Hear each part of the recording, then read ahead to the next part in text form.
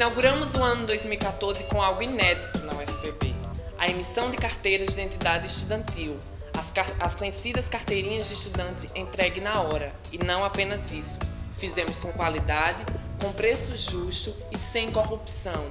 Antes era diferente, as carteirinhas não eram feitas com qualidade, demoravam a chegar e muitas vezes chegavam defeituosas, e ainda o valor não era repassado para os estudantes, financiando assim uma verdadeira máfia de carteirinhas, compostas por entidades que se dizem representantes dos estudantes, mas que nada fazem ao seu respeito, cobrando 20 ou mais reais por um direito que é seu, que é nosso estudante. Como é sabido por toda a comunidade acadêmica, o DCE da UFPB desafiou esta máfia, não cedendo a acordos nem a cartéis que superfaturam o preço das carteirinhas e são fontes de financiamento para campanhas políticas, lavagem de dinheiro e corrupção.